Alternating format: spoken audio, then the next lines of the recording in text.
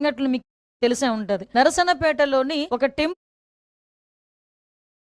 మీద వెళ్ళి Jesus words రాయించారు. ఒక టెంపుల్ మీద వెళ్ళి జీసస్ వర్డ్స్ రాయించారు.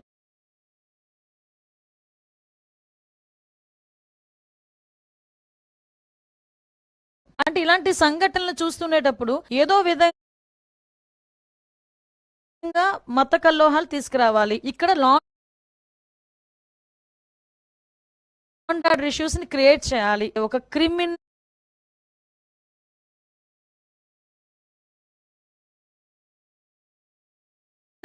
పాలిటిక్స్ లో ఉంటే ఎటువంటి సంఘటనలు జరుగుతాయో అవే సంఘటనలు ఇప్పుడు వాళ్ళు చేయడానికి రెడీ అవుతున్నారు. లోకల్ గా హిందూ టెంపుల్స్ ఏవైతే ఉన్నాయో దాంట్లో ఒక క్రిస్టియన్ స్లోగన్స్ ఏవైతే రాశారో ఆ కేసుకి సంబంధించి డీటెయిల్స్ చెప్పడం కోసం ఈ రోజు ఇక్కడికి వచ్చాము. సో దీని మోటివ్ ఏంటంటే ఇప్పుడు ఆల్రెడీ బాగా రన్ అవుతున్న చర్చ్ ఒకటి, బుర్జి దగ్గర ఉన్న చర్చ్ ఒకటే. రీసెంట్ గా ఏంటంటే ఎలమంచిలి విలేజ్ అవుట్స్కట్స్ లో ఒక కొత్త చర్చ్ ని కన్స్ట్రక్షన్ చేయడానికి వాళ్ళు ప్లాన్ చేసుకున్నారు. ఇంకొక పాస్టర్ ఎవరైతే ఉన్నారో వాళ్ళు ప్లాన్ చేసుకున్నారు.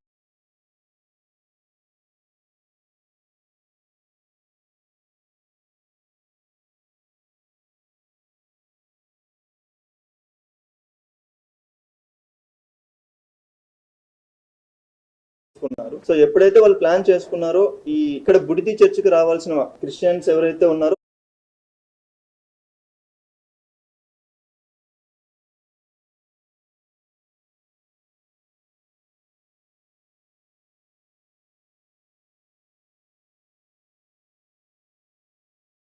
వాళ్ళు రావడం తగ్గిపోతుంది అన్న వర్షం తోటి ఈ